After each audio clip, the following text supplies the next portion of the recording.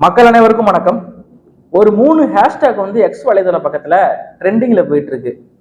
ஒன்னு, காலமானார் விஜய். இது யாரு போட்டிருக்காங்கன்னா அஜித் ரசிகர்களால் இது பரப்பப்பட்டு வருது. அடுத்து, காலமானார் பொட்ட அஜித். அவனாவது பரவாயில்ல, கொஞ்சம் நாகரிகமா போட்டிருந்தான். இது விசிலடிச்சான் குஞ்சுகளை பாருங்க, பொட்ட அஜித் தான். உங்க வீட்டுலலாம் இல்லையா? சரி. அடுத்து, சேம் ஆன் நியூ ஸ்டாலின். அது வந்து அண்ணாமலை அவர்களால் போடப்பட்டு சங்கிகளால் பேசப்பட்டு வருது. அது அந்த அளவுக்கு ட்ரெண்ட் இல்லை. நான் சொன்ன அந்த முதல்ல சொன்ன 2 ஹேஷ்டாக் காலமணர், அது மிகப்பெரிய அளவுல ட்ரெண்டா மாறிடுச்சு. நம்ம பேச வேண்டாம், இதெல்லாம் இப்போ என்னதான் பேசிக்கிட்டு அப்படின்னு கடந்து போகணும்னு நினைச்சாலும் மிகப்பெரிய அளவுல ட்ரெண்ட் பண்ணி கொண்டுட்டு போயிட்டு இருக்காங்க. விஷயம் வந்து கட்டுப்பாட்டுக்குள்ள இல்லை, எல்லை மீறி போயிடுச்சு. அதை நம்ம பேசிதான் ஆகணும். கிட்டத்தட்ட 1,74,000 பேர்களால் ரீட்வீட் பண்ணப்பட்டிருக்கு. நம்பர் 1 ட்ரெண்டிங்ல இருக்கு காலமனார் விஜய் அப்படிங்கிறது. பரப்புறது யாருன்னா அஜித் ரசிகர்கள். காலமனார் பொட்ட அஜித் அப்படின்னு சொல்லி பரப்புறது யாருன்னா விஜய் ரசிகர்கள்.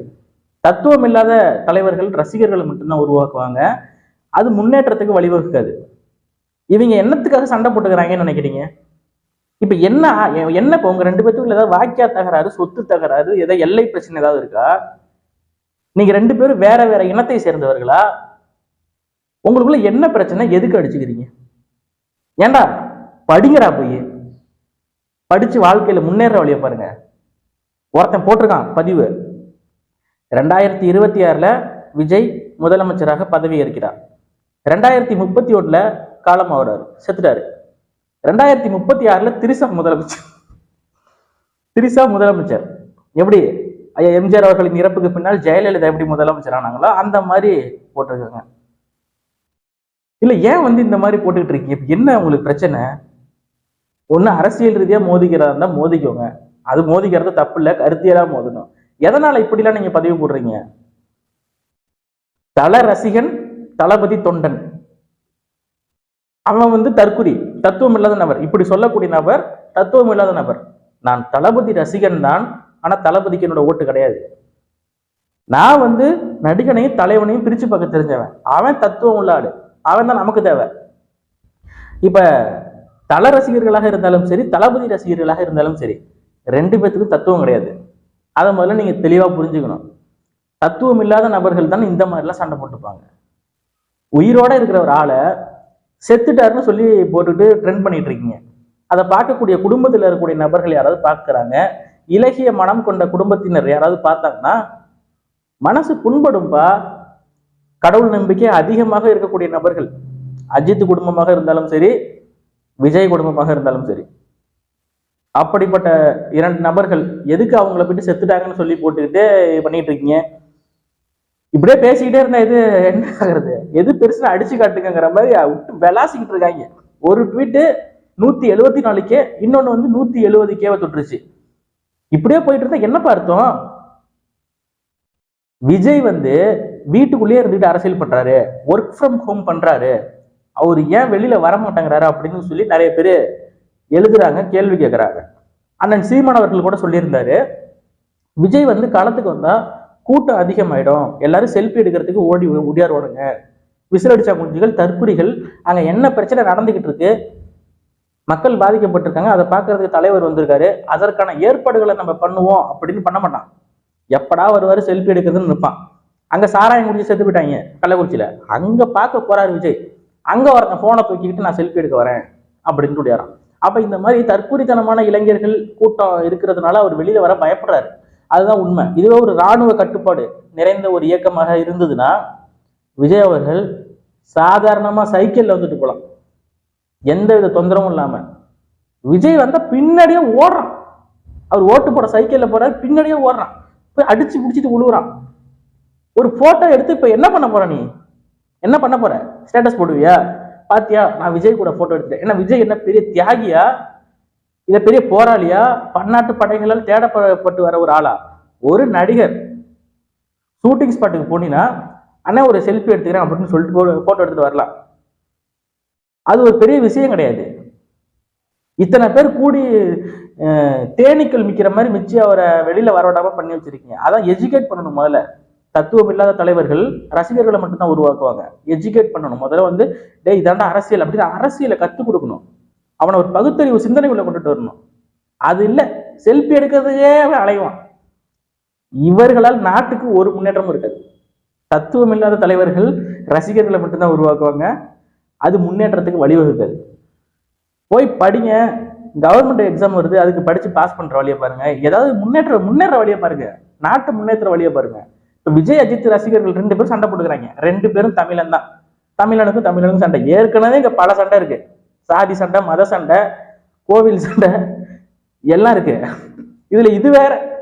டேய், உங்களெல்லாம் ரொம்ப திட்டுனா சின்ன பசங்களா இருக்கீங்க, உங்களை திட்டவும் முடியல. ஏதாவது வார்த்தை விட்டோம்னா அப்புறம் எதுக்கு தேவையில்லாத வேலை. எல்லாரும் நம்ம பசங்க தான். அஜித் ரசிகர்களும் விஜய் ரசிகர்களும் நம்ம பசங்க தான். ஏதாவது வார்த்தை விட்டுருமோன்னு பயமா இருக்கு. இது தேவையில்லாத ஒரு வேலை தம்பிகளா. அஜித் எனக்கு மன்றமே வைக்காதீங்க, என்ன தலைன்னு கூப்பிடாதீங்க, கடவுளை அஜித்தேன்னு கூப்பிடாதீங்கன்னு சொல்லிட்டாரு. அவரு நான் ஒரு நடிக்கிறீங்களா, படத்தை பாக்குறீங்களா, நல்லா இருக்கா, போயிட்டாரு, அவ்வளவுதான், முடிஞ்சு போச்சு, மன்றங்கன்றா எதுவும் இருக்கக்கூடாதுன்றாரு. இவர் தளபதி அரசியலுக்குள்ள வந்திருக்காரு. அவருடைய கொள்கைகளை தத்துவத்தையும் நம்ம கடுமையாக விமர்சனம் பண்றோம். அவருக்குன்னு ஓனா ஒரு கொள்கை கிடையாது, சொந்த கொள்கை கிடையாது. இங்கிட்ட இருக்கிற தமிழ் தேசிய கொள்கையை எடுத்துக்கிட்டாரு, இவர் திருடிக்கிட்டாரு. திராவிட கொள்கையும் எடுத்துட்டாரு. 2 என்னுடைய 2 கண்கள் அப்படின்ட்டாரு. அப்ப இவர் எந்த வித கொள்கையவும் உருவாக்கல. நான் ஆட்சிக்கு வந்தா இந்த மாதிரிலாம் திட்டங்களை கொண்டு வர ஒண்ணு கூட சொல்ல கிடையாது. அண்ணன் சீமான் இருக்காருன்னா அவர் தமிழ் தேசிய கொள்கை எடுத்திருக்காரு. தமிழ் தேசிய கொள்கை அவரோடது கிடையாது.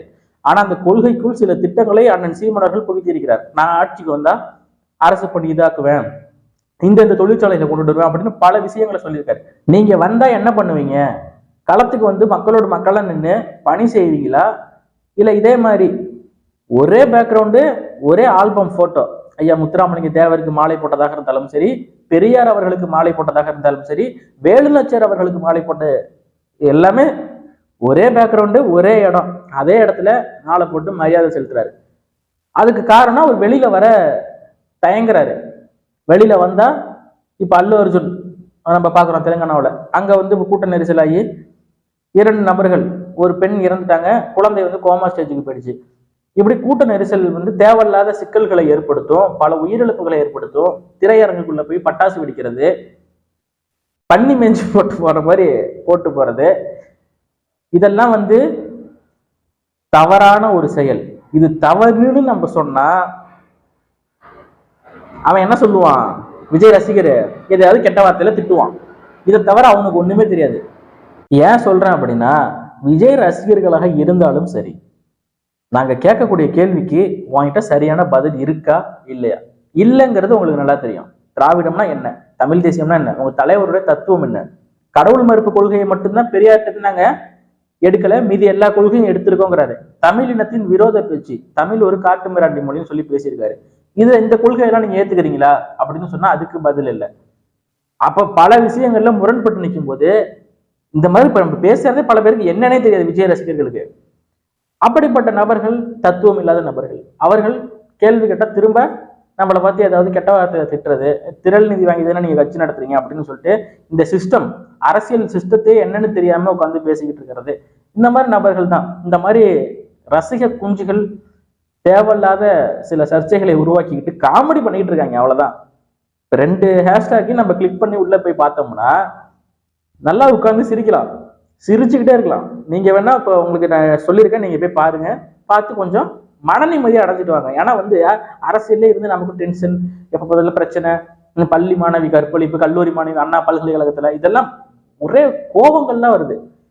அப்பப்போ பொழுதுபோக்குக்கு இந்த மாதிரி விஷயங்களும் கொஞ்சம் இருக்கலாம், ஆனா ரொம்ப இருக்கக்கூடாது. நகைச்சுவை என்பது சிரிப்பதற்காக மட்டுமே. வயிறு வலிக்க சிரிப்பவர்கள் மனித ஜாதி, பிறர் வயிறு எரிய சிரிப்பவர்கள் மிருக ஜாதி. நீங்கெல்லாம் இப்ப மிருக ஜாதி மாதிரி தான் செயல்பட்டு இருக்கீங்க. அது தப்புன்னு நாங்க சொல்றோம். அவ்வளவுதான். நன்றி, வணக்கம்.